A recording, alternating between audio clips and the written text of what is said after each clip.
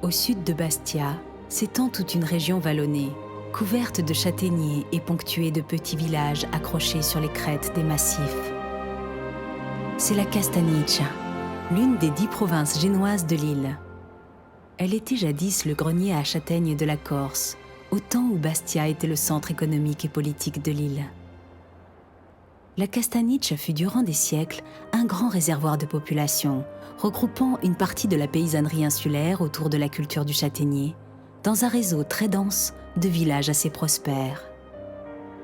Durant des siècles, c'est la densité de ces villages et le nombre élevé d'habitants qui assura une protection contre les pirates et les razzias barbaresques, car seules de véritables armées pouvaient partir à l'assaut d'un ensemble à la fois aussi vaste et compact.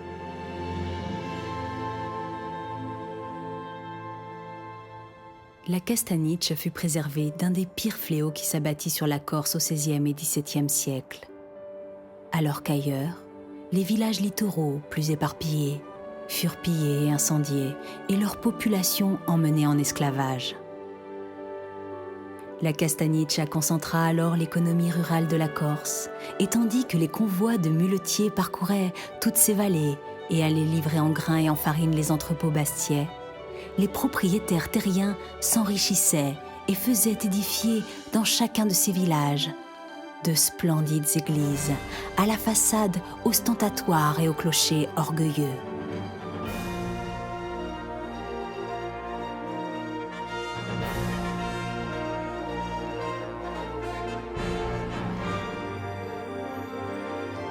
Quelques siècles plus tard, ces campaniles démesurées marquent toujours ce paysage vallonné. Ils sont même la première chose que le visiteur aperçoit lorsqu'il pose les yeux sur ces collines boisées.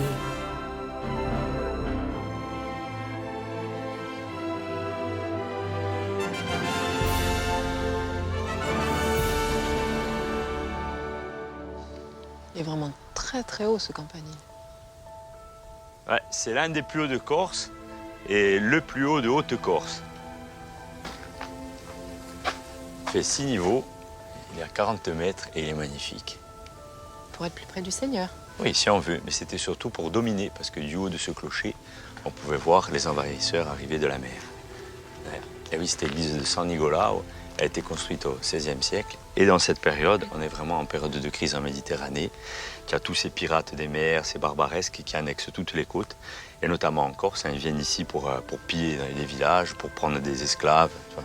Ils détruisent tout sur leur passage. Donc ce clocher, il a été construit assez haut. Et en fait, il y avait des personnes ici, et dès qu'ils voyaient arriver les bateaux, ils sonnaient les cloches. Donc tous les villages alentours, tous les habitants du moins, pouvaient fuir les villages pour aller se cacher en montagne. Alors cette église, elle est grande, hein, tu vois, de par sa taille. Donc elle a été construite en fait, avant ces églises-là, il y avait des toutes petites chapelles romanes, et avec plein d'hameaux dispersés un peu partout, et les gens vivaient un peu partout sur la montagne. Donc pour se regrouper et faire bloc contre ces barbaresques, ils ont construit des grandes églises. Ça voulait dire que les gens étaient tous regroupés au sein d'un même village. Elle est vraiment belle. Elle est magnifique. Et là, on a nos deux saints, Saint-Pierre et Saint-Nicolas.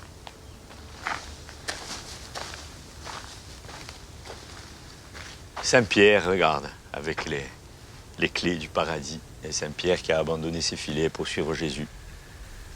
Et après, à gauche, tu as San Nicolao, avec la crosse et la mitre. Ils sont tous les deux barbus, voilà. Ouais. Tu sais que ces niches sont souvent vides en Corse, hein, Ouais. parce que l'argent a souvent manqué pour les remplir. Hein. Ouais, pour acheter ces belles statues. Ouais. D'ailleurs, il y en a 3 autres dessus qui sont vides. Ah, San Nicolao. Saint-Nicolas, le protecteur des enfants, hein, celui qui devient dans la tradition le Père Noël. Ouais, au Babunana les Gorsu. Alors lui, ce n'était pas un martyr, comme la plupart des autres saints. Lui est mort naturellement, hein, au milieu du IVe siècle, et on lui attribue de nombreux miracles de son vivant, notamment celui d'avoir ressuscité des enfants assassinés. Ouais, découpé en morceaux et tout. Et on raconte d'autres histoires. Lorsqu'il était évêque, il a entendu parler d'une famille qui était très très pauvre, si pauvre que le père avait prévu de livrer en fait ses 3 filles à la prostitution ou de les vendre. Alors un soir, Saint Nicolas emmena une petite bourse remplie de pièces d'or et la déposa sur le rebord de la fenêtre. Donc ça constituait le petit pactole qui permit à la jeune femme de se marier, puisque c'était sa dot. Donc elle échappa à ce triste sort. Et il fit de même l'année suivante pour la deuxième fille et la troisième année pour la troisième fille, de sorte qu'elles furent toutes les trois sauvées grâce à lui. Ouais, dira bravo Saint Nicolas. Ouais. Et c'est donc cette légende de Saint Nicolas distribuant des cadeaux aux enfants qui donna naissance à notre traditionnel Papa Noël. Ouais. Eh bien, nous, on va laisser ces deux saints, San Pedro, Tius et San Nicolas en Lichtior. Je vais me laisser pousser la barbe, quand même.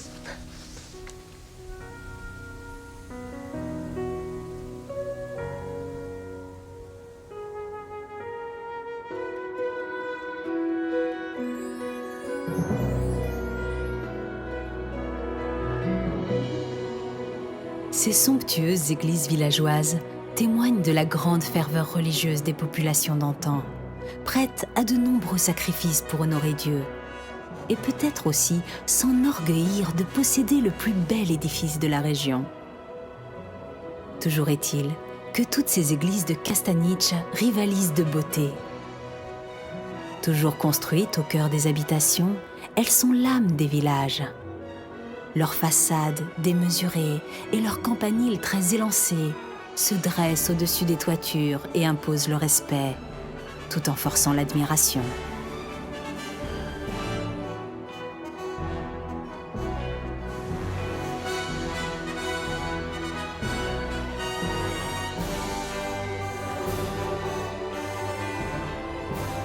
Comme nous l'a dit Paul, ces églises et ces villages sont nés du regroupement des populations face aux dangers barbaresques.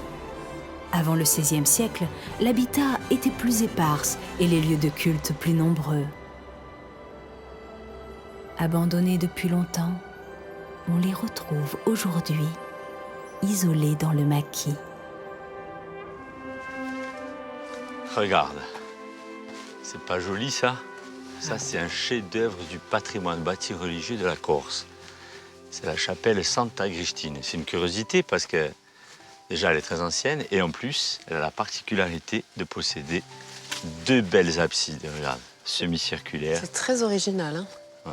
Donc 2 absides, ça veut dire 2 autels. Voilà, ouais.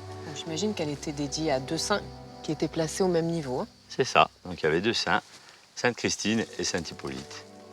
Elle est vraiment belle. Ouais. En pierre, tout en pierre sèche. Regarde, tiens, on va faire le tour.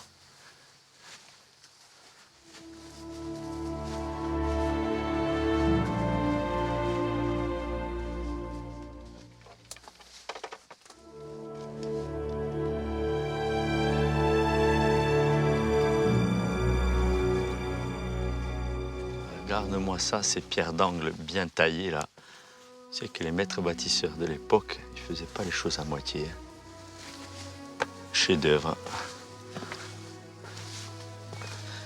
Tu sais que quand j'étais petite, j'étais enfant de chœur et c'est moi qui sonnais les cloches. Ah bon? Tu crois que je peux là? Vas-y.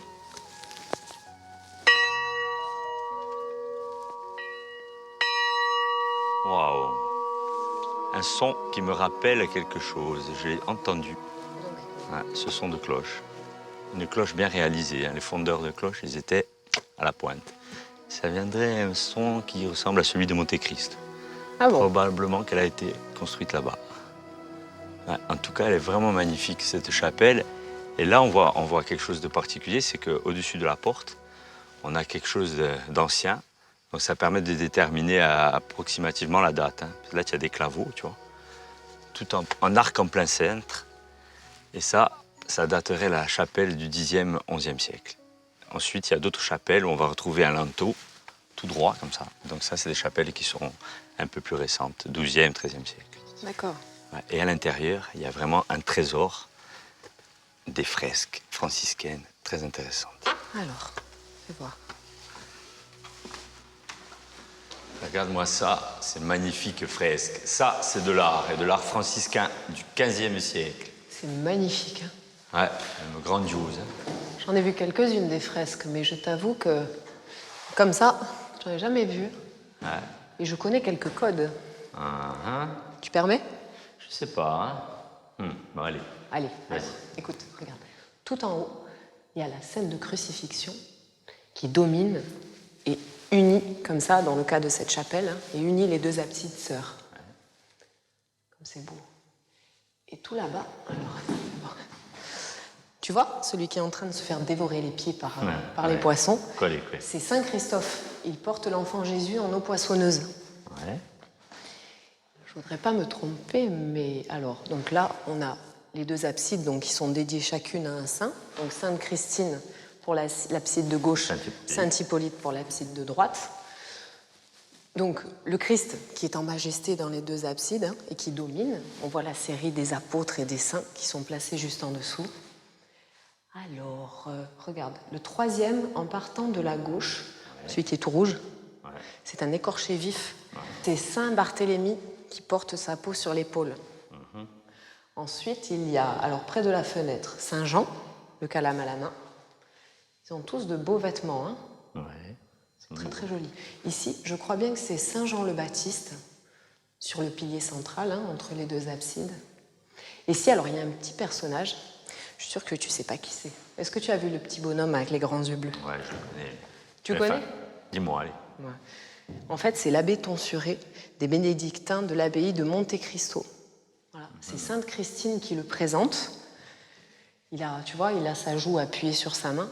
Et on dit en fait que c'est lui qui aurait décidé de construire cette église. C'est bien ça. Et puis là-bas, tout au fond, Saint-Michel terrassant le dragon. D'ailleurs, il était si laid que tu vois. On voit il a même été effacé. Ouais. Et on voit qu'il a la balance, hein, qui pèse les âmes dans sa main gauche. Et là, on a au-dessus l'ange Gabriel qui va envoyer une colombe de l'autre côté de l'abside. Et la colombe va annoncer à Marie qu'elle va être mère. Alors, à l'intérieur de l'abside, qui est dédiée à Saint Hippolyte, qui est juste à côté de la meurtrière, on a le Christ en majesté qui est pas mal amoché hein, par le temps. Et en fait, on a 4 dessins qui l'entourent, là. Et ce sont des tétramorphes. Les 4 tétramorphes qui datent de la nuit des temps et qui sont représentés un peu partout dans l'Antiquité. Donc on a, alors sur la gauche, on a en dessous le lion, qui n'est autre que Saint Marc. Au-dessus, on a un aigle bleuté, là. Alors lui, c'est Saint Jean. De l'autre côté, sur la partie droite de l'abside, on aura en dessous, alors c'est un bœuf ou un taureau, hein, ça dépend, bon, tu peux choisir. Hein. Le taureau, c'est Saint Luc. Et au-dessus, on a l'homme qui tient un livre à la main, qui est Saint Matthieu. Alors on a 3 animaux et un homme. Pourquoi juste un homme alors? En fait, les 3 animaux, hein, Jean, Marc et Luc, ont connu Jésus, alors que Saint Matthieu ne l'a pas connu. Enfin, moi, je trouve ça vraiment surprenant de réunir comme ça ces 2 saints dans une même chapelle. Hein. Ouais. Parce qu'ils n'ont a priori rien en commun. Hein. Tu as Sainte Christine, c'est une jeune enfant de 10 ans. Son père était un empereur romain, un certain Urbain. Un homme, il était passionné par les cultes des divinités païennes, alors que la jeune fille était vraiment fascinée par Dieu. Et un jour, elle alla dérober tous les bijoux qu'avait son père, l'or, l'argent. Elle prit tout pour les donner en aumône aux pauvres chrétiens. Donc son père, tu imagines le lendemain quand tu l'as vu ça, il est rentré dans une colère folle et la jeune fille fut fouettée et griffée avec des grosses lames de fer. Et on dit qu'un ange est arrivé et il a aidé la pauvre jeune fille à guérir un peu de ses blessures hein, en la soignant au fur et à mesure que ses plaies s'ouvraient. Et fatalité, son père a été retrouvé mort le lendemain matin. Donc évidemment, la jeune fille fut accusée et condamnée à mort. Mais la pauvre, elle n'en avait pas fini avec ses souffrances parce que ses bourreaux s'acharnèrent sur elle. Et la légende dresse une liste incroyable de supplices qu'elle aurait subis et auxquels elle aurait résisté. Et ces tortures ont duré pendant plus d'1 semaine. Et à la fin de cette semaine, en fait, ils l'attachèrent à un poteau et son corps fut percé de flèches. Mais à l'époque, ça rigolait pas. Non. C'était dur quand même. Bon, et là, on a Saint Hippolyte. Bon, Saint Hippolyte, il n'a pas connu aussi une fin heureuse. Hein. Donc Saint Hippolyte, il pourrait s'agir en fait d'un théologien de l'Église romaine, qui avait, lui, été accusé de déviance, parce qu'il s'était écarté un peu de la doctrine officielle. Donc il avait été conduit aux travaux forcés pendant des années, et ensuite il a été supplicié. Et il pourrait s'agir aussi d'un simple soldat romain qui, lui, avait gardé Saint-Laurent, qui avait été capturé par les Romains, et durant la garde de Saint-Laurent, qui avait duré quelques mois, en fait, il avait été converti au christianisme par Saint-Laurent, et les Romains s'en sont aperçus, et qu'est-ce qu'ils ont fait? Ils l'ont supplicié et même écartelé. Ouais, allez, biga, on est ramica. Era difficile. En tout cas, c'était une bonne idée parce que ça rend l'ensemble vraiment magnifique. Est-ce que tu as remarqué l'expression des visages de ces personnages? Ouais, ils sont beaux, hein. Les yeux qui ressortent et toutes ces couleurs. Hein. C'est magnifique. Ils ont dû passer du temps à dessiner, à peindre. En tout cas, ce qu'il y a de beau, c'est qu'on n'a pas déchiffré tous ces codes. Il y a des messages qui ont été oubliés par le temps. C'est intéressant. Hein. Très intéressant. Ouais. Moi, ça me passionne. Le code.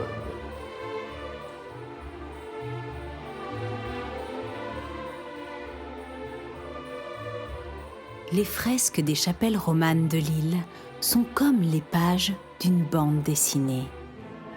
Elles racontent des épisodes de la vie du Christ, des apôtres ou des saints, soigneusement choisis pour faire écho au sermon des prêtres. Elles sont les supports visuels de ces discours, alors adressés à une population ne sachant ni lire, ni écrire. Et les messages qu'elles renferment illustrent l'univers et la pensée des moines franciscains, qui venaient officier dans ces églises au XIVe et XVe siècle. Ces images sont l'expression de la pensée symbolique et religieuse de la Corse d'antan, la Corse rurale du Moyen Âge.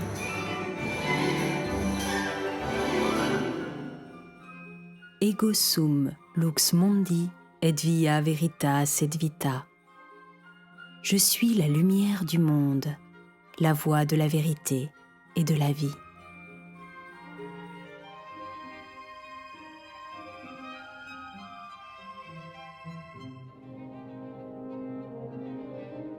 Le temps a passé.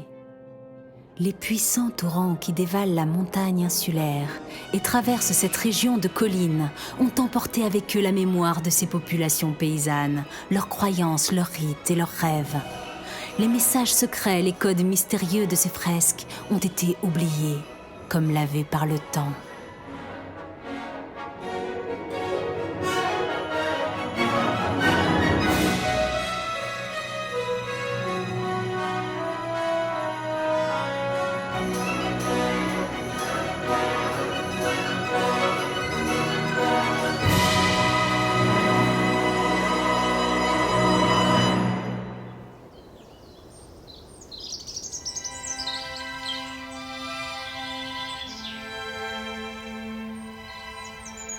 Sous les frondaisons des fonds de vallée, le long des ruisseaux qui serpentent entre les roches, Paul et Karine découvrent les bribes d'une histoire effacée.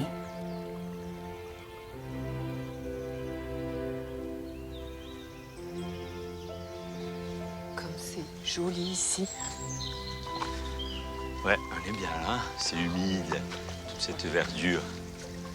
Fais attention, parce que les rochers, ils glissent. Hein. On se croirait dans la jungle. Ouais. Il y a même des lianes. Et du lierre. Comme c'est vert. Et ouais, en même temps, on est à côté de la petite rivière, là, le Bucatoio. On passe à lui, ma fa piano.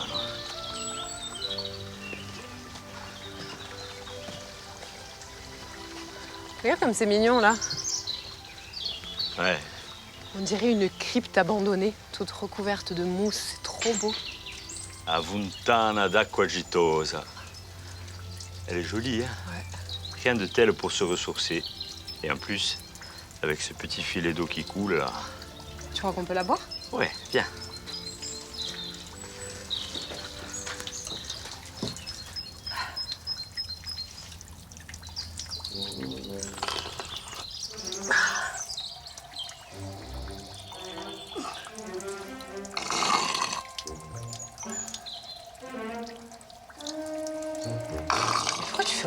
bruit quand tu bois?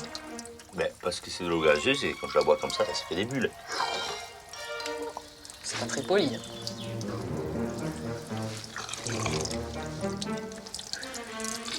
Hein. Alors? C'est quoi ce goût? Elle est bonne. Hein? Oh. Bon, c'est vrai qu'elle est un peu chargée en fer. Hein? Ah oui, en effet, oui. Ouais. Mais bon, tu sais que là, derrière la montagne, derrière la montée Olmille, il y a Auritz et sa source. Oui, mais l'eau dorée de ça qu'on boit dans les bouteilles, elle a pas ce goût-là. Ben, c'est pas vraiment la même puisqu'on enlève un peu de fer. Mais bon, de toute cette montagne va jaillir de la roche ces eaux ferrugineuses. Et d'ailleurs, les Romains l'utilisaient hein, jadis. Ils montaient ici pour récupérer de l'eau pour les légions. Ça leur donnait force et honneur. C'est bon pour la santé, donc. Eh oui, il y a du fer, donc ça te donne de la force, hein, petite tonique. Ça permet de marcher plus longtemps. Ouais, par contre, si tu as des problèmes de tension artérielle, c'est pas très conseillé. Hein. D'accord. Ouais. On va récupérer un petit peu alors. Comme ça, tu la boiras. Hein? Et oui, moi je m'en chaque beaucoup. Des litres et des litres. Après, tu peux la couper avec de l'eau, hein, si tu veux. Allez. Aspite, tiens. Regarde, un petit coup pour les cheveux. Arrête, tu vas devenir tout orange. Roux. Allez. Et qu'est-ce qu'on dit? Aquagitose, parce que je le vaux bien. N'importe quoi. Par contre, on pourrait se faire une petite maison, là, tu vois, dans la mousse et tout, avec des petites fontaines qui coulent un peu partout, ou plutôt, même mieux, ouvrir une taverne pour boire des chopines d'aquagitose. Comme ça, il nous poussera plein de mousse et de fougères partout, hein. Ouais, c'est une bonne idée, hein. Je vais réfléchir, hein. Force et honneur.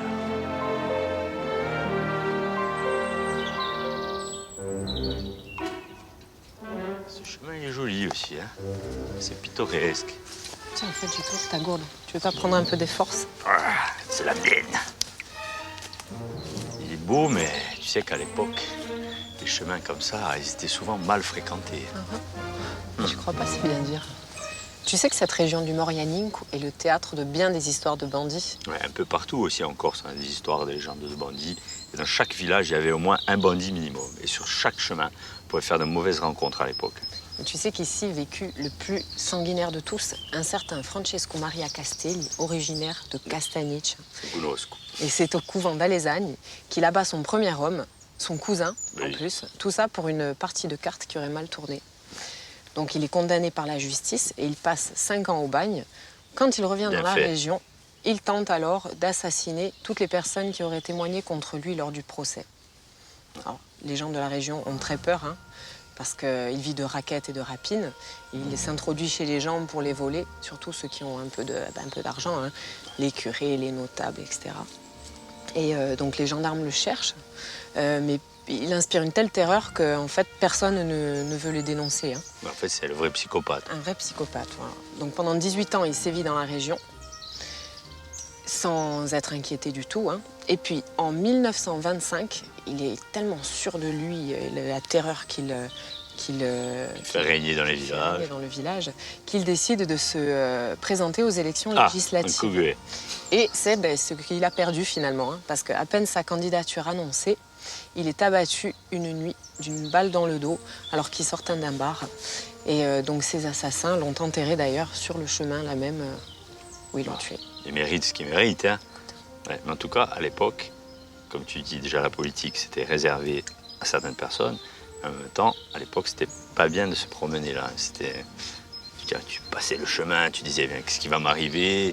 On va me prendre ma marchandise, mes sous. Enfin, c'était une vie un peu difficile et très dure à la fois. Et aujourd'hui, on a la chance sur nos chemins, petite balade, quoique, hein, des fois, on n'est pas trop sûr. Mais il y a ça, La potion magique.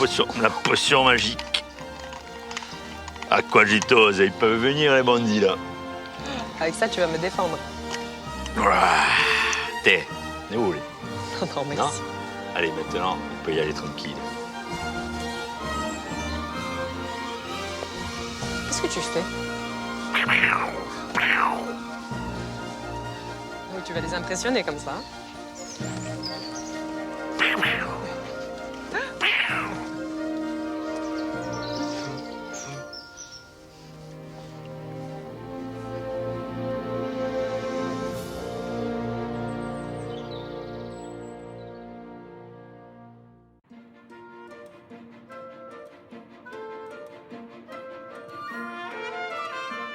La Castaniche, cette région de collines boisées qui s'étend entre les hauts massifs du centre de la Corse et le rivage oriental de l'île, est avant tout une terre de châtaigniers, hier entièrement dédiée à la culture de la châtaigne.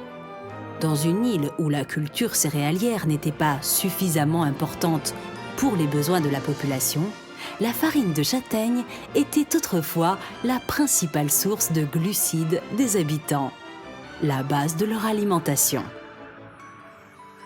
Oh non mais Paul, c'est trop nul ici. En plus c'est tout noir. Mais qu'est-ce que tu m'amènes dans ces endroits? Mais c'est le gîte. Et en plus, c'est là où on faisait des cabanes quand on était petits. Oui, mais on n'est plus des petits, on est des adultes. Allez, viens.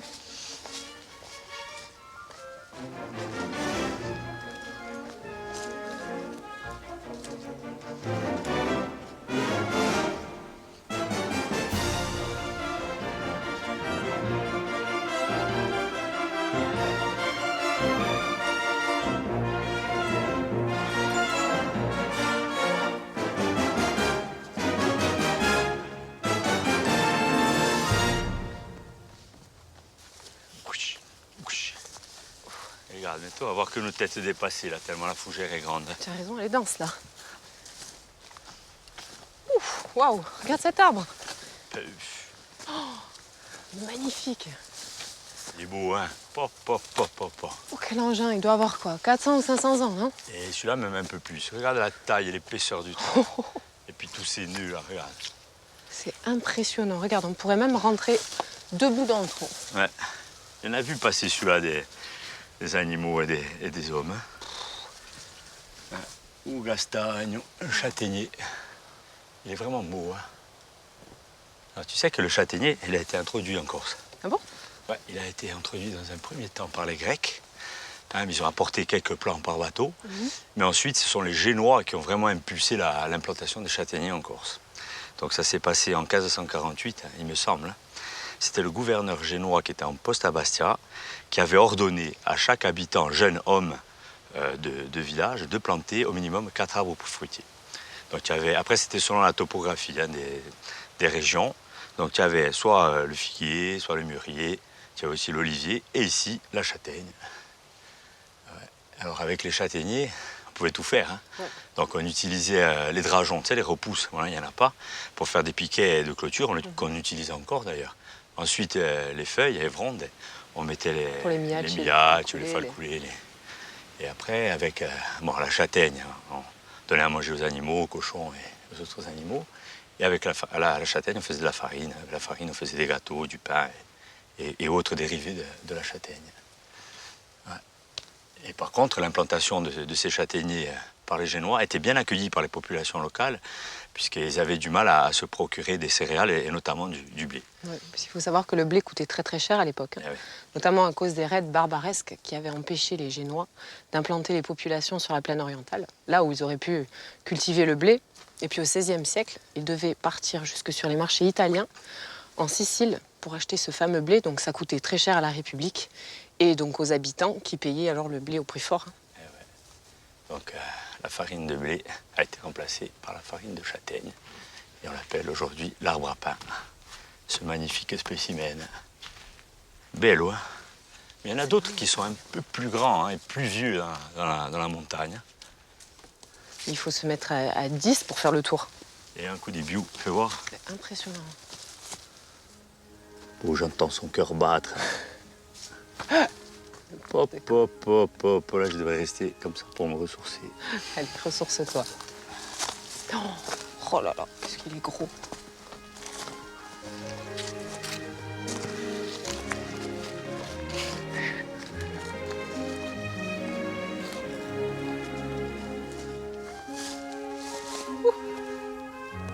Il y en a des gros là-bas au fond.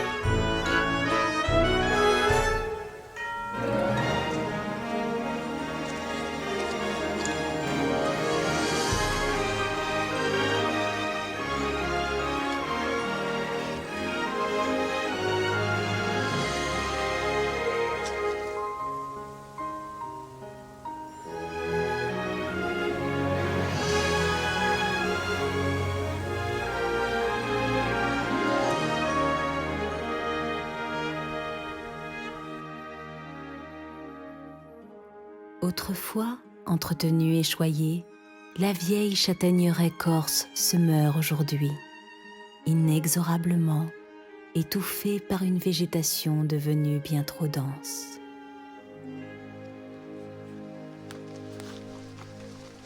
Qu'est-ce qu'elles sont jolies, ces petites maisonnettes. C'est pas vraiment des maisonnettes, hein. On pourrait le penser, mais ce sont des séchoirs à châtaignes. Ah oui? Ils sont les uns à côté des autres. Ils sont magnifiques, tout en pierre. C'est trop mignon. Ouais, et vu l'importance de la châtaigneraie, parce qu'il y avait des tonnes et des tonnes de châtaignes hein, qui étaient produites ici, sur place, donc stockées et emmenées ici au séchoir. Il leur fallait au moins 3 séchoirs. Ouais. T'imagines là, des tonnes et des tonnes, les apportaient avec les charrettes. Ouais. Et puis les étalait au premier étage, tu vois. Il y a une petite fenêtre. Ah, il les rentrait toutes par là et les étalait comme ça. Ouais. Ok. Et là, elles séchaient tranquillement. Ils sont belles, hein? Ah ouais. Enfin, ils sont beaux. Ils sont en bon état quand même, hein? Ouais, on va faire le tour.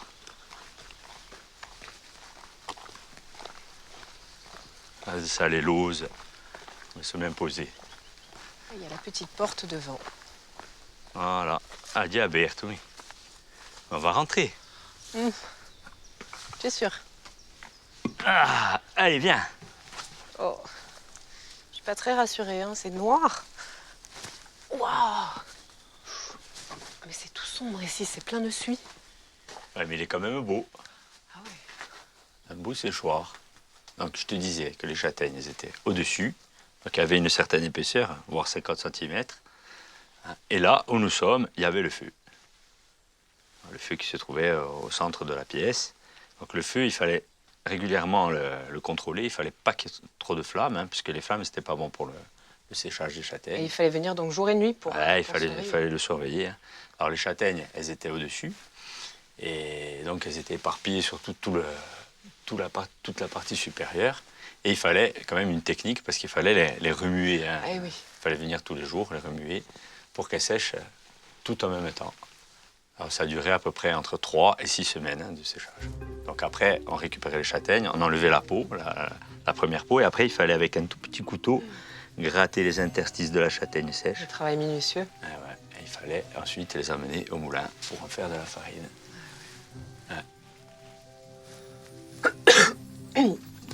En tout cas, moi, je sors d'ici parce qu'il y a beaucoup trop de poussière. Hein.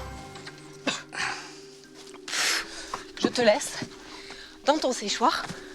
Je reviendrai quand tu auras fait le ménage avec la petite balayette. Il n'y a pas de poussière là-dedans. Enfin, tu la vois la poussière, toi?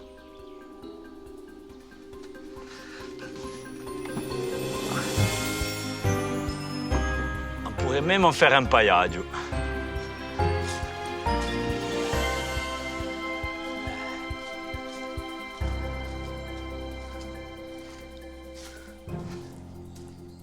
Ces séchoirs de pierre sont comme des musées à ciel ouvert, des témoins de l'histoire insulaire, les derniers vestiges d'un mode de vie révolu.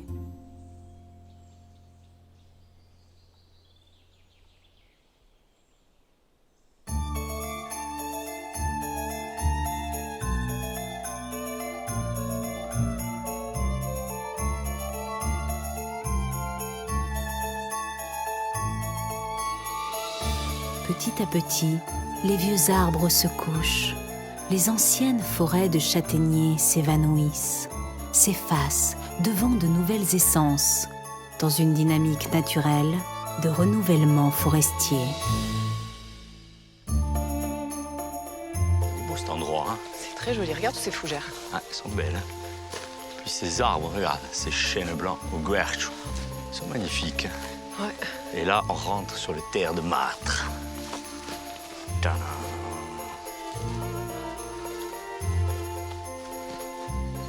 Et regarde, là, le village. Quelle belle vue d'ici. Ouais, là, on le voit bien.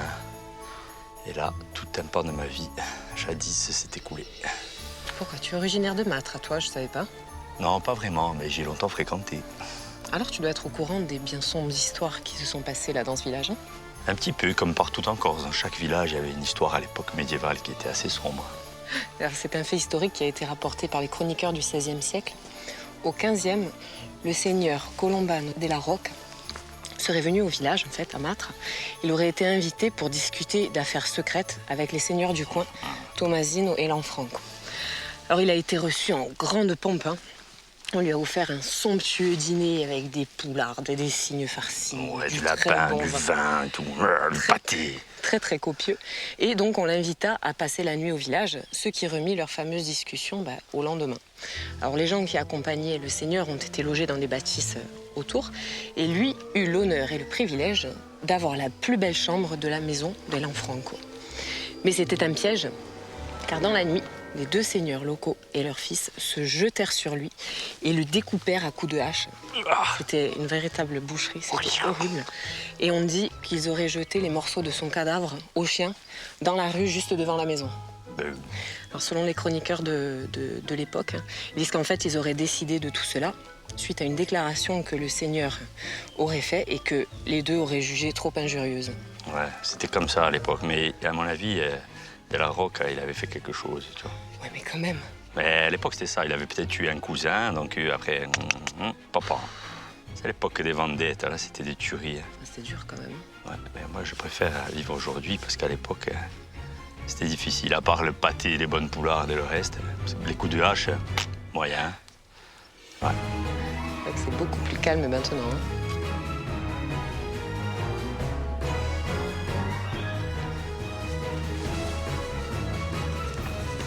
Ça me donne faim, tu vois, un bon pâté de cerf et tout. Du bon vin. Tiens, d'ailleurs, quelques murs. D'ailleurs, on va s'arrêter chez le cousin pour manger et festoyer, tiens. Le bon cygne farci. Ce petit village, aujourd'hui presque déserté, a connu par le passé des siècles de prospérité. Lorsqu'il abritait aux époques médiévales la plus grande des 5 églises de la vallée, ou lorsqu'au début du XXe siècle, il accueillait des dizaines d'ouvriers qui travaillaient alors dans un véritable complexe minier, juste à la sortie du village.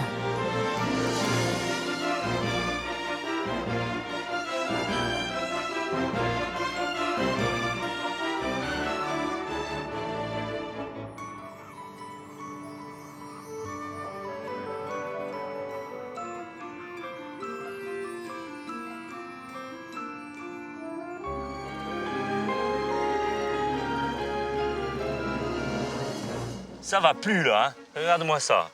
Ils ont bouché la mine. Il n'y a plus de pont. On est obligé de passer partout, là. Ils ont tout abandonné. Regarde, en plus, regarde, les rails sont coupés. On va plus où la phare, hein.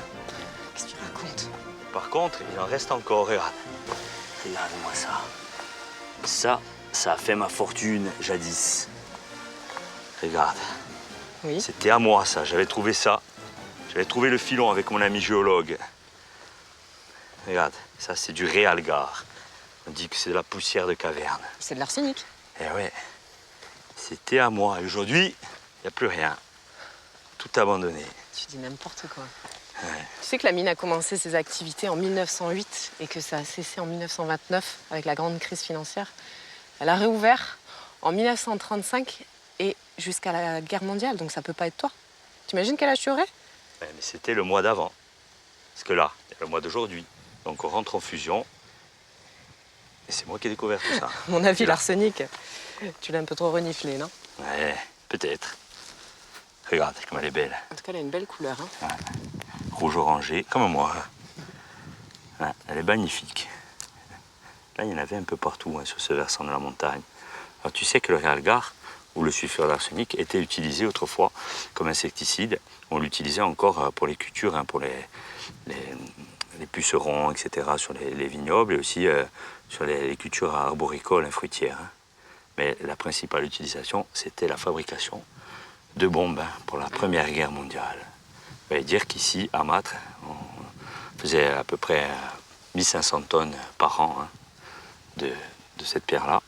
Et c'était 10% de la production mondiale. Ah, c'est énorme. Ouais. Tu imagines un peu cette diversité en Corse de roches qu'on va trouver un peu partout, sur nos montagnes. On a ici du réalgar. On a aussi, tiens, juste à côté, il y a un peu d'antimoine. Donc il y avait des mines d'antimoine, hein, dans le Cap Corse. Tu vois, ça servait à la composition de certains médicaments. Après, il y a eu des grandes mines comme à À Cannes, la mine d'amiante, qui était l'une des plus importantes d'Europe. Il y a aussi les mines de plomb argentifère. On faisait l'extraction de plomb et surtout d'argent, comme à Ghisogne ou à l'Argenté. Là. Et après, on a d'autres mines, les mines de cuivre, de Vetzagne, de Saint-Laurens, en Castaniche. Donc, tu imagines un peu toute cette économie autour de l'extraction de minéraux, hein, qui a fait vivre toute la Corse durant une partie de ce siècle. C'est vrai, hein. Elles ont contribué à développer de nombreux villages de l'intérieur. Ouais. Parce qu'il y a eu beaucoup d'apports de populations étrangères. Et du coup, ils sont venus s'installer. Ouais. Et maintenant, quand on parle de Corse et d'origine, on s'aperçoit en fait que c'est un grand melting pot. Ouais, c'est vrai. Qu'à la base, il y a eu beaucoup de mélange de peuples. Ouais. Ici, il y a eu beaucoup d'Italiens qui sont arrivés à Mâtre et qui se sont par la suite implantés dans la région. Et ouais, les gens, ils ont vécu grâce à ça aussi. Hein. Ouais. C'était un peu leur or. Ouais, l'or de la vallée. Mais elle est belle, celle-là, je vais la prendre à Diabiaque et Cué. Celle-là, elle est jolie, elle a beaucoup de rouge. Ouais.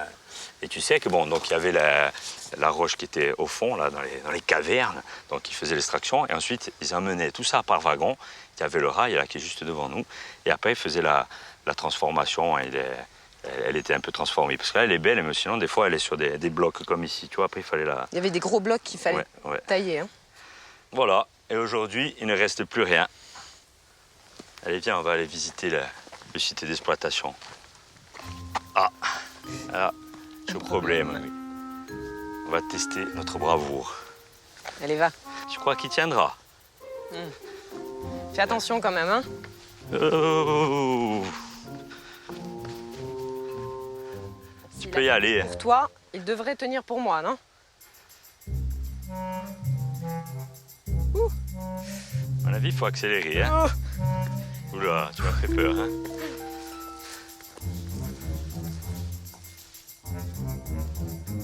Exploitée sans autorisation et de manière très artisanale dans les années qui suivirent la découverte du filon, la mine de Matra devint, durant la Première Guerre mondiale, l'un des gisements les plus rentables de Corse, grâce, notamment, aux commandes de l'armée française. La société qui exploitait cette mine se dota alors d'infrastructures ultramodernes. Regarde-moi ça, ce tas de bois. On va dire que ça c'était la toiture. C'était une toiture à l'époque. C'est tout effondré, c'est Ouais, tout est à l'abandon. Hein. Regarde ça. Hop là. Et qui tu la fais piano. Il y a des clous, de la ferraille, des ronces. Regarde-moi ça. Regarde. Ça, c'était le concasseur. Des grosses machines. Ouais, grosse machine. C'est énorme. Ouais. Oui. Alors là, au-dessus, tu avais le minerai qui arrivait et tu as un trommel, là. Ça servait à... Tu as toute taille. Tu vois, les grains, ils passaient, tac, tac, tac. Et ça, c'était pour les laver? Pour laver les cailloux? Non, laver et les dispatcher, tu vois, selon la taille. Après, ils étaient concassés et ensuite, ils descendaient là. Hop. Regarde la taille des pièces qu'il y a là. Regarde les boulons. Ils sont énormes. Ta monte, ta phare. Et là, ça devait vibrer à plein régime. Regarde. Brrr, là, le minerai, il était vibré. Chut, après, il continuait, mais tout est démantelé, là. Il n'y a même plus de liaison. Et après, il y avait les laveries, là. Regarde. L'eau, elle arrivait par un captage au-dessus, dans la montagne. Et là, ça lavait le minerai. Pourquoi il y en a une en brique et une en ferraille comme ça? C'est bizarre. Ça, c'est le style Enfield. Le style. Elles sont belles, hein? Ouais. Pour que tu imagines à l'époque, là, les gens qui travaillaient, et aujourd'hui... Ça devait peser 1 tonne. Il ne reste plus que ça. Hop là. Paul, regarde ça. Tu as dit ce que c'était, ça? Qu'est-ce que c'est? Ça? Ouais. Ça, c'est le concasseur. Je crois qu'il y a encore des trucs dedans. Ouais. Ouais, regarde bien. Idobi. Il va te sortir un gros rat, là. Chauve-souris. Ouais. Et là, encore un trommel avec des tailles un peu plus petites, tu vois. Ah ouais, plus fin. Ouais. C'est magnifique. Et ensuite, ça descendait, ça arrivait dans la grande pièce. Ouais, et là, tu as comme des tamis, là. Il devait y avoir les morceaux de roche répartis un peu sur tous les tamis, là. Il secouait et triait vraiment les petits... Ouais, après, c'était à manuel. Quel boulot. Ouais. Allez. Et là, tu as un gros entonnoir. Celui-là, l'entonnoir, hein. Ouais, ça, c'est quand ils avaient soif. Quand il faisait chaud, ils se mettaient en dessous. Alors, ils avaient le compte. Mais non. Ça devait être pour évacuer les eaux usées ou les eaux sales. En tout cas, c'est de belles machines. Hein. Ouais, je suis quand même impressionnée par le volume. Comment ils ont fait pour amener tout ça là? Ah, ils ont dû monter avec il y avait un peu de tout, des treilles, des animaux, les chevaux. Les chevaux, ils portaient beaucoup à l'époque, les chevaux de trait qui charriaient la tonne de fonte. Et dire qu'on a dû quitter tout ça pour rejoindre le 173e. Bien sûr. Tu as fait la Première Guerre mondiale, toi. Hein. C'était le mois d'avant, ou plutôt mon ancêtre. Et beaucoup de Corses, d'ailleurs, ont participé à ce terrible conflit, hein, puisque la guerre de 1914-18, c'était une horreur. Hein. D'abord, ça devait être une guerre de mouvement, et ensuite, c'est passé pour la première fois dans l'histoire à une guerre de tranchées. Alors, dès lors, on a assisté à des bombardements intensifs. Hein. Donc, la vie dans les tranchées, c'était une horreur. Donc, c'était humide, il faisait froid. Puis, en plus, les armes utilisées, c'était des armes chimiques. On produisait à l'époque, tiens-toi bien, plus de 16 millions d'obus chimiques par an. Voilà. Donc, tu imagines un peu les masques à gaz, même les animaux qui avaient des masques. C'était l'horreur. Ouais. Alors, les Corses sont partis, bien sûr. Hein, ils ont été envoyés sur tous les fronts. 45 000 Corses ont participé à cette guerre. 12 000 ne sont pas revenus. Et 3 500 d'entre eux sont tombés et étaient dans le 173e régiment d'infanterie. Donc, ce 173e part pour Marseille le 5 août. Là, on a des renforts qui viennent de toute la côte, hein, des Corses qui rejoignent le régiment. Et ensuite, le régiment monte en Lorraine. Le 8 septembre 1914, le régiment participe à la triste bataille de la Marne. Et ensuite, le 23 novembre, ils sont envoyés au front à Verdun. Donc le Verdun, ça a duré plus d'un an et demi, enfin un an et demi. Donc c'était de mai 1916 à octobre 1917. Donc tu imagines un peu... Sacré régiment que ce 173e d'infanterie. Hein. Ouais. Et tu sais qu'il existe de nombreux récits de poilus qui racontent en fait des horreurs de cette guerre de tranchées. Donc il y en a un qui raconte qu'en fait ils étaient à couvert, hein, cachés dans le fossé, faisant face à l'ennemi. Et l'ennemi, donc là, les Allemands, sont sortis avec le drapeau blanc en signe de paix, mais ils étaient toujours armés. Eux sont sortis quand même un peu méfiants, mais leur ont fait face et les Allemands, ils ont tiré les dessus. Allemands, ils leur ont tiré dessus. Et là, évidemment, c'était un véritable carnage. Hein. Et il y a eu beaucoup de morts. Tout le monde s'entassait dans les tranchées. Enfin, c'était une horreur. Et ce poilu a pu être sauvé grâce au brancardier français parce qu'il a trouvé la force de se remuer et de gémir. Et c'est ce qui l'a sauvé. Alors ce jour-là, il avait fait que côtoyer la mort. Hein. Il était très blessé. Il avait 24 blessures sur lui. Il avait des éclats d'obus dans tout le corps. En plus que c'était un homme avec une silhouette frêle, un peu voûtée, tout maigre. Mais il avait vraiment cette robustesse et cette force. Hein. Et il n'en a jamais voulu aux Allemands. Hein. C'était vraiment des gens remarquables. C'était des héros. Hein. Ouais, on peut dire que c'était des héros. Moi, j'en connais une un peu plus joyeuse. C'était la guerre, mais bon, elle est un peu plus joyeuse parce que, en fait, c'est l'histoire d'un petit bataillon qui avait été détaché pour se positionner, pour un poste avancé, en fait, pour pouvoir observer l'avancée des ennemis, hein, des Allemands. Donc, ils étaient à ce poste. Bon, les jours passèrent, aucun ennemi en vue. Bon, ils se posaient des questions parce qu'ils ne voyaient personne. Et puis, aucun Français par radio. Hein, donc, ils se sont dit, est-ce qu'on nous a oubliés là? Donc, qu'est-ce qu'ils ont fait? Ils sont retournés au camp de base. Et là, par contre, ils se sont fait allumé, jeté en fait par le général, parce qu'il leur a dit vous abandonnez pas votre poste tant qu'on ne vient pas vous chercher. Donc à partir de là, le petit bataillon retourne à leur position. Et là, ils arrivent, bouf, plus rien. Il y avait un énorme cratère à l'emplacement de leur cabane. Un obus était tombé là. Était tombé là. Donc ils sont restés à leur poste là, autour de ce fameux cratère. Hein, Ah ben. Comme quoi, hein, des histoires un peu plus... Ouais, et puis on dit que de toute façon, un obus ne tombe jamais deux fois au même endroit. Ouais, enfin, on sait jamais. Hein. Ouais, en tout cas, tout ce patrimoine de l'époque, il est toujours là. Hein. Et ouais, je vais rester un petit peu là. Qu'est-ce que tu veux faire là? Dans un premier temps, je vais faire l'inventaire de tout ça. Et dans un deuxième temps, je crois que je vais réhabiliter tout ce site. Ben, tu as du boulot, hein? Ouais, on va commencer par les moteurs. Et après, on terminera par le reste.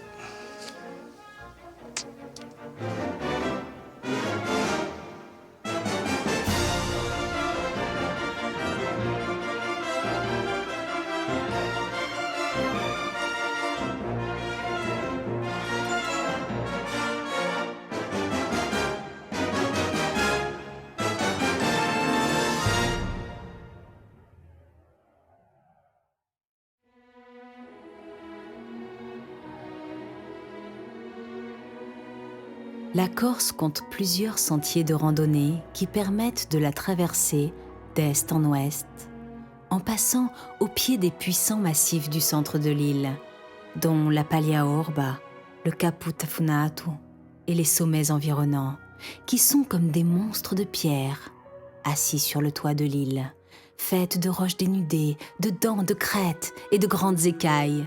Ces cimes sont comme des vigiles de pierre, surveillant les rivages. Paul et Karine viennent de franchir la haute vallée du Niolo, le long du Golo, et se dirigent maintenant vers l'un des cols les plus fameux de l'île, le col de Vergio.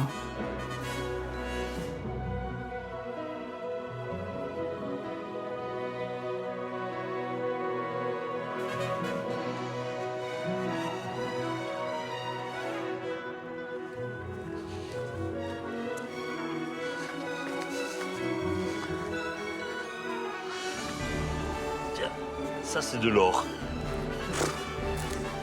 C'est quoi? Et ça, c'est quoi alors? Du chocolat? Chocolat, goûte. Oh, Ça c'est la crotte de bique. fais voir alors ton or. C'est n'importe quoi de l'or. C'est du plaqué or, ça. Ouais.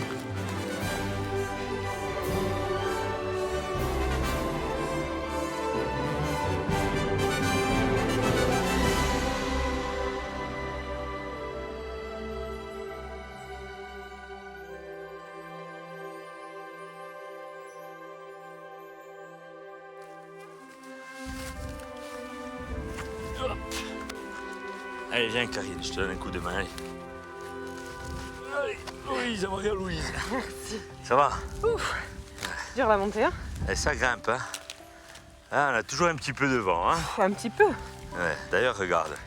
Faudrait être comme les petits genévriers nains, tu sais, tout petits, comme ça le vent il passe au-dessus. Ouais, parce que regarde les arbres. Hein. Ouais. Oui, ils sont tout penchés. Ils sont tous penchés. Oh, Ah, mais là, on est à 1500 mètres quand même, hein? c'est impressionnant de là. C'est des chemins, Maramar, un or et du GR20. Et donc là, du coup, on vient de quitter cette vallée-là. C'est la vallée Le du Golo. Niolo. Ouais, le Golo ou le Niolo, comme tu veux. Cette forêt de Val d'Ogniello pour rejoindre en dessous. La forêt d'Aitone. Et regarde là-bas. On voit Capo d'Urto. Donc qu'est-ce qu'on va faire? On va se diriger plein pot Capo d'Urto. Ouais. En tout cas, c'est beau. Hein? Sacrée balade quand même. Hein. Sacré chemin. Hein. Tiens, regarde ces branches. Ouais, ça, c'est le genévrier Argenté. nain qui sèche, tu vois. Oh, tiens, Cette couleur. on dirait des cornes Des cornes de de bec, tu sais. Et en dessous, il y a la route carrossable qui a été construite sous Napoléon Ier. Ah oui.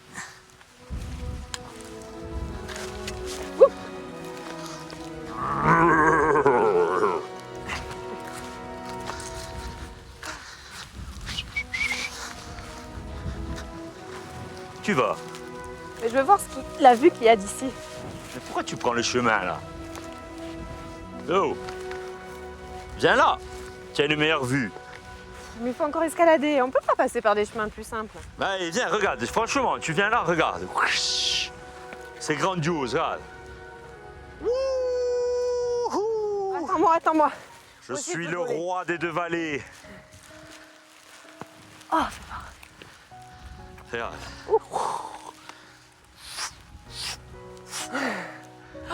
quelle vue. Magnifique. Ouh. Elle est pas bien là?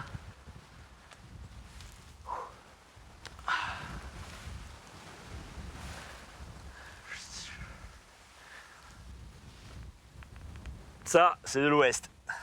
Ouais. Et quoi? Eh bien alors c'est du vent d'ouest. Logique. Moi je vois rien, ta route carrossable, je sais pas où elle est mais bon. Mais c'est plus bas, dans la vallée là. Mais il y a des arbres partout. Mais il y a la route qui passe. Sinon, comment tu fais pour relier le Niolo à Porto? Tu as la route qui passe en dessous. Ah ouais, j'ai oublié ça. Mais tu sais c'est quoi? C'est le vent qui me rend fou et après j'oublie tout. Elle est là, regarde la route carrossable, 1000. Oui, oui, c'est ça, ouais, c'est celle-là. tu as raison. Ciopto, les charrettes, les ânes, les moulacce. avec le cocher, toujours avec une fiole, une damigeane à côté, ouais, pour tenir, hein, parce qu'il fallait faire de longues distances. Ah bah oui, hein. T'imagines comme elle est vieille cette route. Elle a été construite entre 1800 et 1811 pour acheminer les bois, les gros troncs des pins à riche qui étaient coupés ici dans les forêts. Et il devait les transporter jusqu'au golfe de Sagone, où ensuite il les mettait sur des gros bateaux en direction du chantier naval de Toulon. Ouais, t'imagines un peu, ça devait être dur. Hein. Là, ça devait être des grandes charrettes avec des chevaux de trait. Ouais. Ça devait être très lourd. Mais il devait mettre des jours en plus pour descendre jusque-là. Hein. Alors une chose absolument pas connue, c'est que cette route a été construite par des esclaves noirs. Ah bon, je savais pas ça, tiens. Ouais. En fait, comme la route carrossable de Vite-Savone, celle de Verges a été construite par des ouvriers condamnés aux travaux forcés, qui n'avaient en réalité qu'un statut d'esclaves. Hein. Ouais. Et donc ils provenaient des Antilles, la plupart de Guadeloupe, là où la France avait maté une rébellion contre l'esclavage en 1801. Alors du coup, tous les déportés, tous les rebelles, hein, ils les ont pris et ils les ont déportés vers les bagnes de Brest, Toulon et puis jusqu'au bagne d'Ajaccio. Alors, eux, ils étaient contre l'esclavage et après ils ont fait eux des esclaves pour les faire travailler ici. Ouais, du coup, écoute, ça leur a servi de sanction. Hein. Ouais, tu as raison. En même temps, ils étaient méchants avec les gens, ils méritent que ça. Voilà.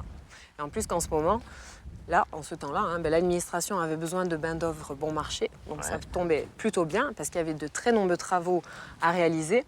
Et principalement la construction de ces deux routes cruciales pour le transport des bois. Hein. Ouais. Donc il y a eu comme ça des centaines de forçats entiers qui sont venus travailler ici et nombre d'entre eux en sont morts. Ouais. Moi qui pensais que c'était des Italiens, ou à l'époque il y avait des Napolitains pauvres qui cherchaient du travail. Ouais, alors ça c'était plus tard. C'est quand la main-d'œuvre a commencé à manquer parce qu'il y a eu beaucoup de désertions. Il y en a beaucoup qui ont fui direction la Sardaigne et il y a eu énormément de décès. Ouais. On compte d'ailleurs, il y a eu plus de 500 travailleurs entiers qui ont travaillé sur ces deux routes entre 1801 et 1811. Donc, hein. Ouais. Et ensuite, c'est des travailleurs libres qui sont venus terminer les travaux. Ouais. Belle histoire. Hein. C'est pour ça que des fois on entend le chemin des condamnés. Autant c'est par rapport à tous ces forçats qui sont venus ici. Hein. Ouais, alors ça c'est la triste histoire coloniale. Hein. D'autant plus que l'histoire a complètement oublié ces malheureux. Ouais. Et aucun n'a survécu aux conditions de détention et puis aucun n'a pu faire souche dans l'île. En plus, regarde les conditions, il y a même le vent. Tu imagines un peu les travaux là, qu'ouvraient l'hiver. À l'époque, ça devait vraiment être terrible. Terrible. En tout cas, même s'il fait froid, on a quand même un paysage grandiose. Regarde-moi ça, ces montagnes là, Adamigueto. Hein? On n'est pas bien là. Fabuleux. C'est le Tafunato. Et la plus belle de nos montagnes. Hein? Abaya Orba. Abaya Orba. Ouais. C'est magnifique.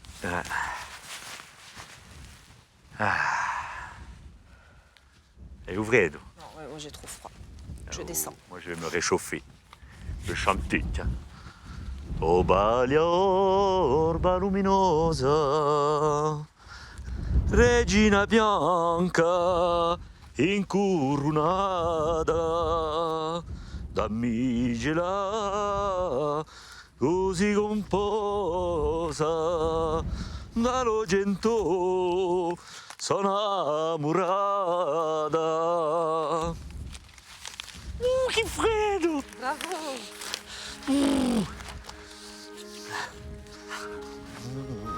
Oula!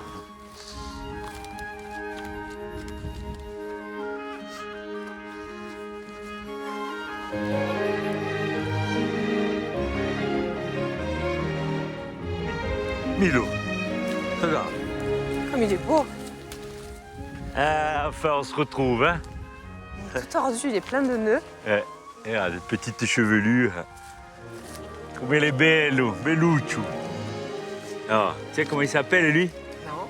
Orsuvaio. Et d'où tu le connais, cet arbre? Tu sais que cet arbre, je l'ai rencontré il y a 5 ans dans la forêt de Rospasorba. L'an dernier, on s'est croisés à Valdognino. Là, il est sur la crête et il se déplace. En fait, c'est un arbre nomade, un pellegrino, tu vois, comme aimé. Ouais. Et normalement, il se déplace à une certaine heure de la journée. Ah bon? Et ouais. Alors. Lorsque on vient en soirée, tu vois, il attend un peu que le jour diminue petit à petit et tac, il démarre. Donc on peut lui demander à Split. Donc si on monte dessus, il peut nous amener jusqu'à la forêt d'Ayton. Ouais. Ouh, ça c'est intéressant. Orsuvaio ci porti in foresta la Itone. Et tu respectes la pénouche, hein? Attends, viens un peu bien. On se met là. Je m'accroche. On prend l'énergie. Et aspettiamo.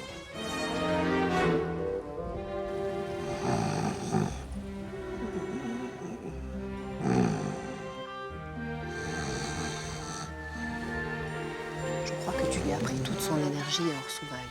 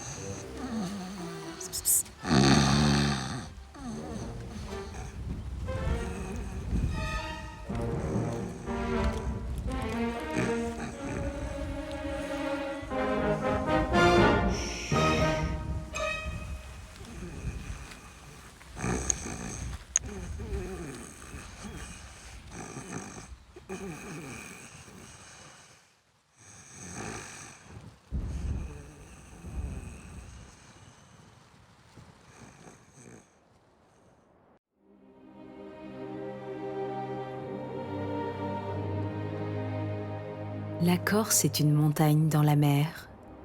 Une montagne au relief incroyablement accidenté, faite de pics et de parois verticales.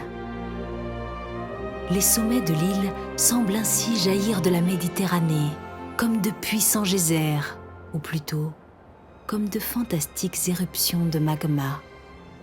Une impression renforcée par l'aspect très minéral des cimes, qui émergent de la végétation. En réalité, ces montagnes résultent de la tectonique des plaques. Ce sont des forces phénoménales qui ont comprimé la roche, jusqu'à l'élever ainsi haut dans le ciel. Dans les replis de cette montagne insulaire, entre ces monstres de granit aux contours vertigineux, ondulent des vallées étroites et très profondes, des canyons qui prennent parfois l'allure de véritables gouffres.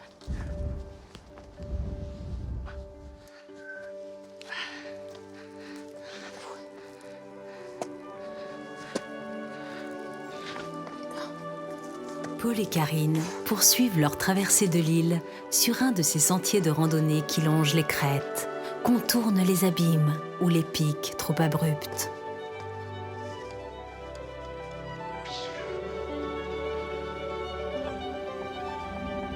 Ces sentiers invisibles, qui reprennent des tracés millénaires, sont les seules voies qui permettent de franchir les véritables barrières minérales qui cloisonnent les hautes vallées de l'île.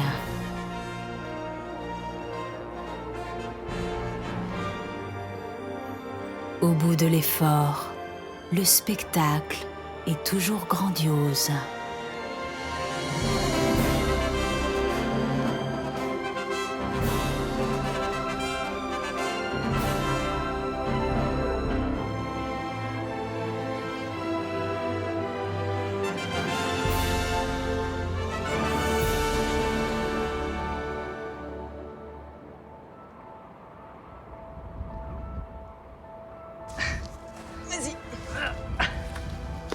Voilà.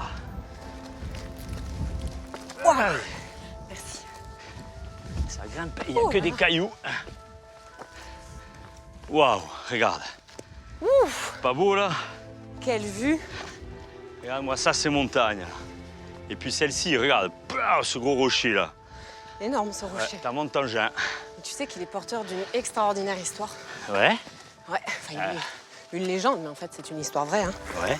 On dit que jadis, en fait, se dressait sur ce gros rocher un magnifique et très très gros château qui appartenait au puissant seigneur Lec, grand seigneur Chinarchesi, qui ont été en fait parents avec les Della Rocca, puisque, Paolo Della Rocca, le grand-père de Rinuccio, avait épousé une Lec. Ah, d'accord. Voilà, donc tu vois, il y avait différentes branches de cette très grande et très vieille famille dispersée dans toute l'île. Et une des branches vivait ici, dans ce château. Et on les appelait les seigneurs de la Spelunca. Moi, j'en connais un descendant de Lègue, qui s'appelait Juan Paulo Lègue. Et lui, s'était proclamé comte de Corse, enfin, il voulait l'être. Par contre, il était contre la République de Gênes. Tu sais qu'il y avait des seigneurs, des grandes familles qui étaient pro-génois et d'autres qui étaient contre. Alors lui, il s'est proclamé, il a pris avec lui des hommes un peu partout dans les villages et il avait positionné ses troupes ici et construit ce petit castello. Alors il y avait Renuccio qui était son cousin, hein, tu l'as dit. Alors lui, il était très jaloux parce qu'il voulait être aussi comte, donc il est allé trouver les Génois et il leur a dit voilà, moi je peux vous prêter allégeance, mais en même temps il me faut une armée pour défaire Juan Paulo Lègue qui est contre vous. Donc c'est ce qu'il a fait. Donc ils sont arrivés ici avec des hommes en armes et ils ont chassé Juan Paulo Lègue qui a dû se réfugier en Sardaigne. Mais rassure-toi, quelques années après, il est revenu dans l'île avec des hommes en armes. Et par contre, Renuccio, lui, qu'est-ce qu'il avait fait? Il s'était disputé avec les Génois. Donc il y a eu un pourparler avec Renuccio et Juan Paulo Lègue. Ils se sont alliés, hein, même s'il y avait eu des différends par le passé. Et là, ils ont monté une puissante armée, enfin puissante pour l'époque. Ils sont allés parcourir les montagnes avoisinantes, récupérant des hommes un peu partout. Et ils ont commencé à se battre contre les Génois. Bon, ça a duré peu de temps, puisque les Génois, ils étaient quand même plus puissants. Ils ont eu raison de l'alliance. Donc Lègue, il a dû quitter de nouveau la Corse. Et par contre, on dit même qu'il est allé à Rome. Hein, c'était en 1515. Et il en est mort. Hein, et il voulait aller voir le pape Léon X. Ouais. Ok, donc là, tu me parles de Juan Paulo Lègue, comte de Corse. Hein. Mais tu sais que la famille Lègue a été vraiment très importante, très grande. Il y avait plusieurs branches et ils avaient plusieurs châteaux. Donc il y a celui d'Arbore, et donc tu as parlé. Et puis il y avait celui de Chinarca qui était situé sur le littoral. Un autre qui s'appelait le château de Sille, qui était au-dessus du golfe de Porto, au sud d'Ausagne. Et tous trois ont été brûlés par les Génois. Ah, il y avait aussi celui de Zurline, qui était près de Letia, entre Evisa et Porto. Hein.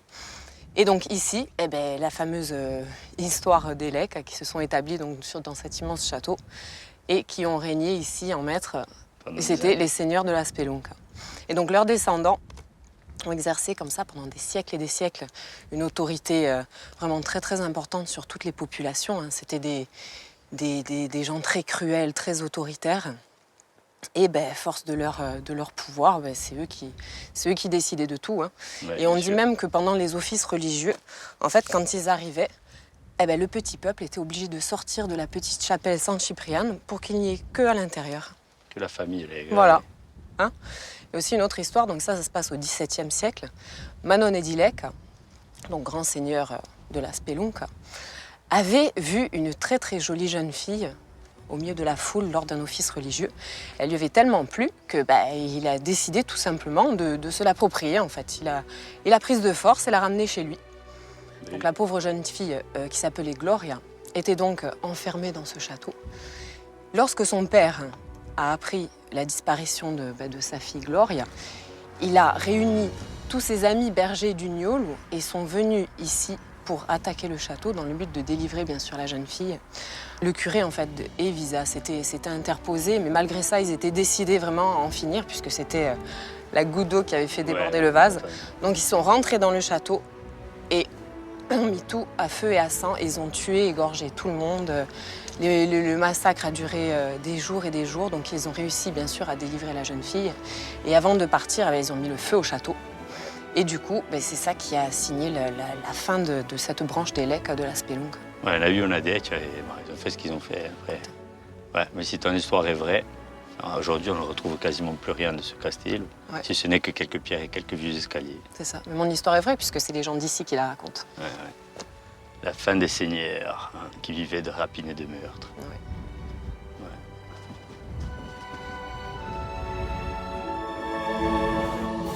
L'histoire est vraie puisque les gens la racontent, puisqu'elle fait désormais partie de la mémoire collective des habitants de la contrée. Et qu'importe après tout, si elle laisse perplexes certains historiens. Il en est souvent ainsi de l'histoire d'un pays, un mélange de faits bien réels et de traditions orales que les anciens perpétuent au coin du feu. La Corse est un pays de légende que le relief accidenté exacerbe. Car dans ce décor prodigieux où s'affrontent depuis toujours des forces titanesques, l'homme semble bien petit et si fragile, en permanence confronté à la puissance des éléments. au mystère de la nature. Et même lorsqu'au détour du chemin surgit une construction humaine, celle-ci prend des allures fantastiques, comme si la présence de l'homme dans ces paysages grandioses avait quelque chose d'incroyable. Il est magnifique ce pont génois. Ouais. Il est exceptionnel, on va dire. Regarde, il y a toujours le petit oratoire. Ouais, il est joli, hein? Ils étaient vraiment très croyants hein, pour construire des petits édifices comme ça à l'entrée Ouais. des ponts. Ils s'arrêtaient, ils priaient le saint pour avoir une belle traversée. Ouais, Saint-Paul, par exemple. Saint-Paul, Sainte-Carine. Ouais. Et là, regarde, le tablier, comme il est beau. Tout en galets. Magnifique. Ouais. Ça fait de grandes marches quand même. Ouais, tu sais comment on appelait ça? Des pas d'âne. Hop! Parce que les ânes, ils conduisaient les charrettes, ils le faisaient En pour les fonction charrettes. du pas des ânes. Ouais. Ah, pas mal. Ouais, ils étaient intelligents. Hein. Ouais. Et c'est des chefs-d'œuvre comme ça qui ont permis le désenclavement des vallées de l'intérieur. Eh oui. Il est vraiment imposant. Hein. Il Ouais. est très très haut en plus. Hein. Il est énorme. Ah, tu sais qu'il avait été construit en fait en fonction de l'importance de la rivière. Parce qu'ici, on est sur la rivière du Porto et autrefois, il s'appelait la rivière de Silla, comme la Piève. Hein. Et en fait, elle est très importante cette rivière. En plus, il y a deux influents principaux, la Lonque et la Spelonque. Alors, ce sont des rivières qui sont en haut dans la montagne, très encaissées. Hein. Ouais. Et donc, quand il pleut beaucoup, ça descend à bloc. Là, il y a jette de tout grosses là-dedans. crues. Ouais. C'est pour ça que les Génois, ils ont bâti ce pont. Hein. Cet ouvrage, c'est un chef-d'œuvre. on peut Il est dire. magnifique. Hein. Ouais. Alors, il fallait du temps hein, pour construire ces ouvrages. Ici, c'est la Banque Saint-Georges hein, qui a financé hein, l'Office Saint-Georges, qui avait des moyens.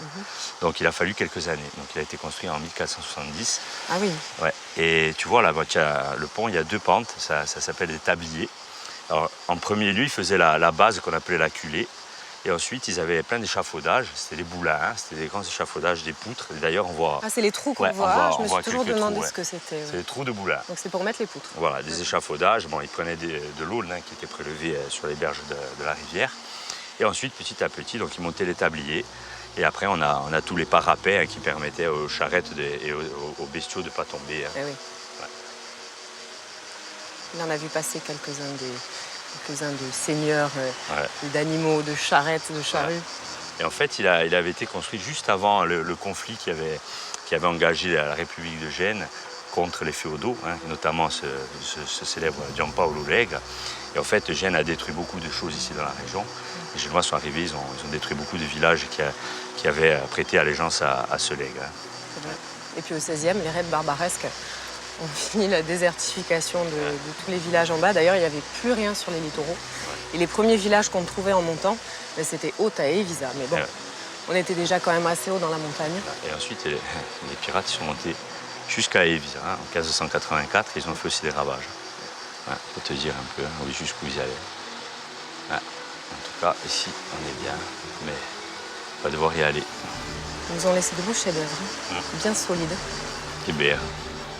Allez.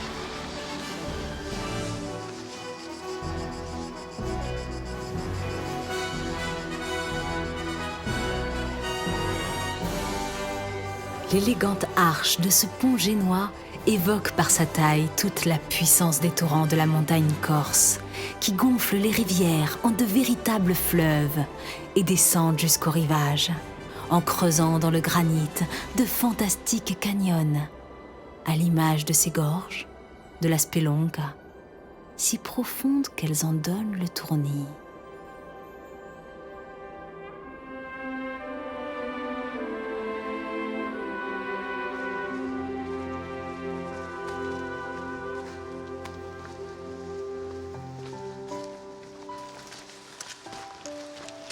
Qui tu la fa piano, hein? Ouh là là, Parce que là, il peut y avoir danger. je m'accroche à toi.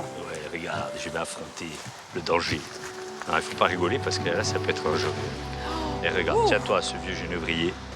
Et regarde-moi ça. Là, il ne faut pas avoir le vertige. Hein. Oui, en effet, c'est très très haut là. Ouais. T'approches pas trop du bord là. Regarde ça, on dirait un décor de film. C'est vrai, t'as raison. Et nous, on est les Apaches. On regarde à l'horizon, homme blanc qui dévale le sentier. On voit les signaux de fumée à la tribu. Yeah, yeah, yeah, yeah, yeah, yeah. Un attroupement d'hommes blancs arrive dans nos montagnes. En tout cas, ici, ça devait être un poste de garde avancé du Castello de Lega, i Ginarchesi. C'est pas beau ça, regarde. Là, c'est sublime, hein, tous ces rochers rouges qui nous entourent.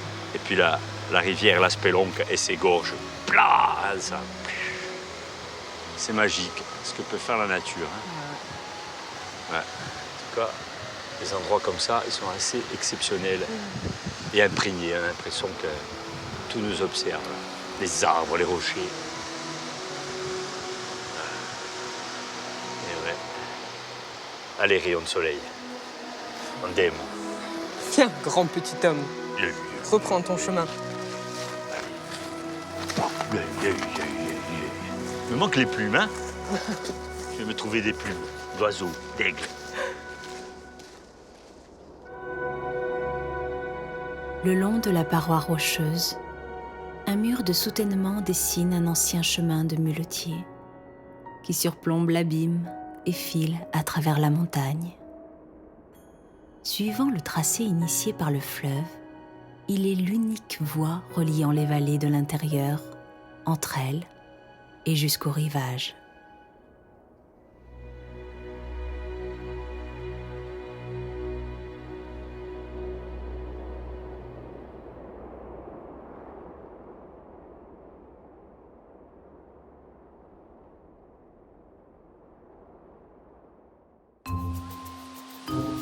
La culée, la Progresso. L'arche, pas terrible, hein, un peu incurvé. Il barri, c'è un piccolo problema lì. Peut-être qu'ils avaient mal mis l'aulne. Ouais, dans l'ensemble, ça va. È possibile di fare meno rumore, per favore, Fiolini? Concentrato. Sto facendo la verificazione del ponte di Salia. Restez Ouais, un peu pourquoi tu leur tranquille. parles en italien Eh Ils ben, comprennent pas. c'est des Génois. Eh oui. I fiolini. Bon, tu peux mettre assez, allez, bien, Bien. ouais. Dans l'ensemble, ça va. Ouais, c'est bon, tu peux dire ça, allez. Ok. Après, il faut regarder un peu le tablier, mais là, ça va. Allez. Faut ça tout à posto. Hein. Ouais. Veramente bello, je te montre. Hein. Par contre, c'est très bien, tu vois. La chaux à Garcino, ils ont bien écouté i pratini, tu vois. La chaux, c'est très important parce que c'est un liant qui permet de consolider les édifices et de les tenir le plus longtemps possible, hein, une durée de vie un peu plus longue. Eh ouais. Parce que quand on a construit la tour de Porto, on a utilisé de la chaux. On a aussi utilisé de la chaux pour le fortin de Girolate. Et là, c'est Ansaldo qui s'était occupé des travaux et l'a bien réussi. Et là, c'est à peu près, hein, voilà, à peu près bon. Il y en a aussi de la chaux qui a été utilisée un peu partout sur tous les édifices génois, toutes les tours et tout. Oui, au niveau de la couleur, c'est bon? Ouais, ça va, allez, ça peut le faire. À peu près la couleur des rochers, c'est impeccable. Couleur, ok, Ouais, bof. voilà, c'est bien. Ouais. Tout à poste. Bah, moi, en tout cas, je préférais le pont suspendu qu'il y avait avant. Hein. Ouais, tu connais des choses, hein. Tu parles du vieux pont en bois. Ouais. Ouais. Il y avait le vieux pont en bois parce qu'en fait, c'était le seul accès qui reliait le village d'Hôte au village d'Evisa à l'époque, hein, et qui était un chemin muletier et qui était aussi emprunté par les bergers du Niol qui descendaient en hiver sur les bords de mer et qui remontaient en été à la montagne pour les estives. C'est ça. Et tu sais que les gens à l'époque étaient très croyants, mais aussi très superstitieux. Et ils disaient que le fait de passer sur ces ponts suspendus comme ça était quelque chose de presque surnaturel. Ouais. Et puis les rivières, c'était une porte, hein, entre deux mondes, t'imagines, hein. D'ailleurs, justement, il y a plein d'histoires qui unissent comme ça ces architectures extraordinaires et le diable. Ouais. Et même qu'au Moyen-Âge, on disait qu'il fallait avoir des pouvoirs diaboliques pour réaliser de tels exploits. Ouais, mais c'est sûr, on entend parler le pont du diable, le pont de l'enfer, un tas de ponts qui sont en relation avec le malin, le diable et tout. Ouais. D'ailleurs, même au Niol, l'histoire du pont de Saint-Martin, enfin qu'on appelle, qui avait été construit par le diable et ses démons en personne, la nuit. Et Saint-Martin, lui, avait interrompu les travaux de nuit en portant un coq avec lui qu'il avait fait chanter. Donc le diable a cru que c'était le jour et hop, ils ont abandonné tous travaux. Mais le pont est resté maudit. Ah, toutes ces histoires de diable. Hein. Mais je sais qu'il y a plein d'histoires d'ailleurs qui se coupent entre elles comme ça. Hein. Et même dans les Alpes et dans les Pyrénées, il y a plein de ponts qu'on appelle le pont du diable. Et dans tous les cas, c'est toujours le même genre d'histoire. Hein. Les hommes qui font le pacte avec le diable en échange d'une âme pure. Et le diable, à la fin, il se fait toujours berner.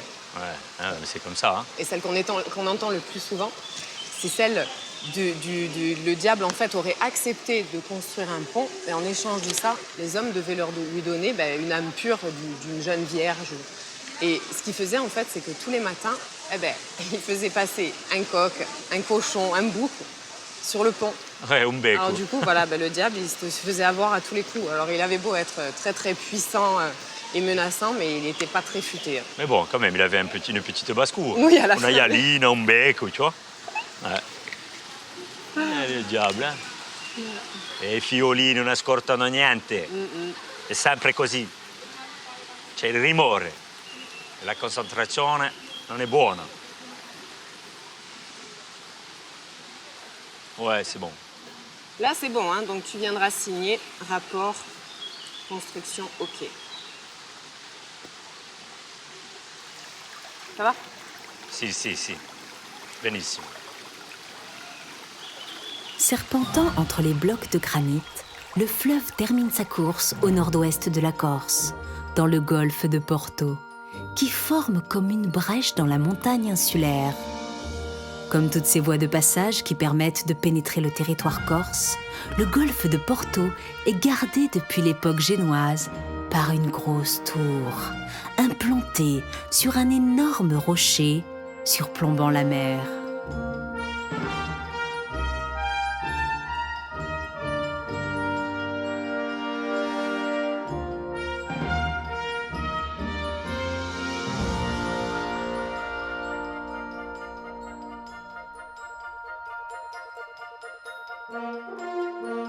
Cet imposant édifice carré fut bâti d'après les plans d'un de ces architectes militaires de génie qu'Eugène envoya aux 4 coins de la République pour en fortifier les possessions.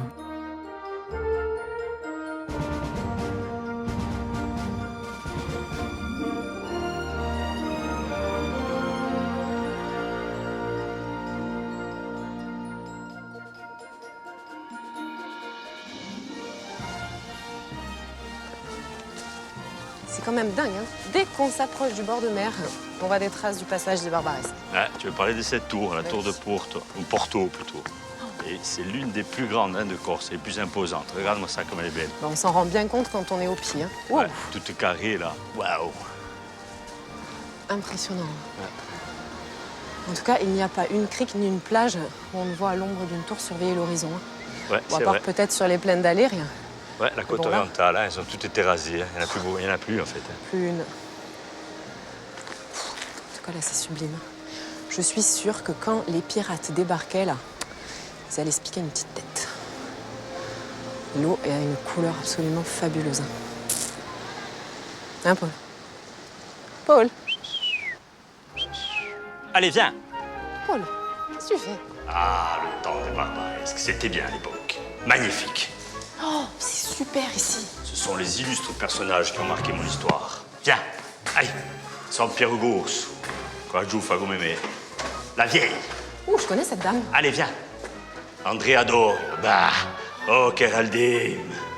Allez, Catherine allez. de Médicis. Allez, viens.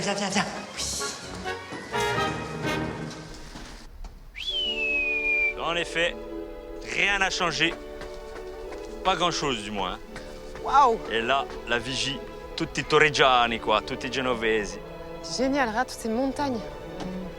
Le Lodge Bar. Lounge bar. Fabuleux.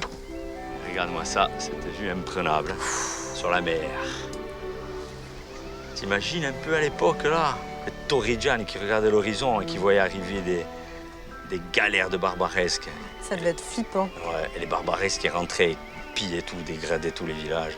Et les paysans ont payé un lourd tribut de ces razzias. C'est clair. Ouais. Et on sait combien on a eu donc réduits en esclaves à cette époque-là? Alors en Méditerranée, il y en a eu des centaines de milliers qui ont fini dans les marchés aux esclaves. Et en Corse, des dizaines de milliers, entre 4000 et 7000 paysans qui n'ont plus jamais revu leur village. c'était l'époque de tous les dangers. Et là, il y avait la course aux esclaves. C'était ni plus ni moins que de l'esclavagisme. Alors d'un côté, on avait l'Empire ottoman qui venait ici et qui pillait sur toutes les côtes. Et ensuite, on avait les Génois en face, l'Empire chrétien, qui allait sur les côtes turques et des Balkans et le nord de l'Afrique, et qui eux aussi pratiquaient l'esclavage, parce qu'ils allaient sur les villages du Maghreb et tac, tac, tac. Voilà, et après, ils faisaient des échanges. Ouais. T'imagines, il y a eu d'ailleurs les chevaliers de Malte qui en ont fait une fortune. Ah oui, donc les États se faisaient la guerre, et cette guerre était financée par le commerce des esclaves. Hein. Ouais, c'est ça? C'est ça, c'est bien ça. Oui. Alors pour se protéger des incursions barbaresques, ici on a édifié des tours génoises. Bon, les tours, bien entendu, c'était pas pour faire la bataille avec les galères qui arrivaient ici, Oui. c'était juste pour prévenir l'arrivée des barbaresques en donnant un coup de canon, comme ça la population pouvait se mettre à Avec le l'abri. temps de Ouais. se réfugier dans les montagnes. Ouais, c'est ça. Donc ici, pour remettre un peu dans le contexte, comme je te l'ai dit tout à l'heure, en fait, il y a eu l'époque où Gênes, la République de Gênes était en guerre contre les féodaux, les legs. Donc ils avaient tout rasé. Donc il y avait beaucoup moins d'habitants qu'autrefois. Donc bien entendu, beaucoup moins d'habitants. Donc ici, c'était le bonheur pour les pirates qui arrivaient ici se cacher dans les petites criques. Bien sûr. Et il n'y avait pas de tours. Voilà, donc l'intérêt, ça devenait vraiment vital de construire ces tours pour éviter que les pirates Ouais, zone un petit peu partout. installent leur campement Donc, ici. en 1545, c'est Galve, Francesco Galve, qui demande à la République de Gênes de construire des tours. Donc, il demande un emprunt à l'Office Saint-Georges, qui était une banque, et il n'y a pas eu de suite. Donc, les tours, elles n'ont pas été construites. Ce n'est qu'après, avec le célèbre Levante, dit Levantine, qui avait construit d'autres édifices, il avait commencé la construction du fortin de Girolate. Il est décédé, et la tour de Porto ne s'est pas construite. Ouais, ouais. Par contre, il y avait des plans qui étaient déjà bien avancés. Et c'est un peu plus tard, en 1552, que les travaux ont pu commencer sous l'impulsion de notables de la région. Je crois que c'était un certain Gianandrea Antonelli et Niccolo di Negrone. Et ils ont demandé à la République de Gênes, ils ont réussi à construire ces tours. Et ces tours qui restent les sentinelles de notre île. Et ouais.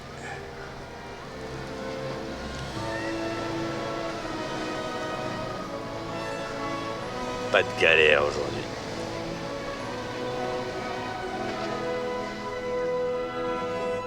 Nulle galère, ni creux en ces lieux, le golfe de Porto semble s'ouvrir sur un lac endormi depuis bien longtemps.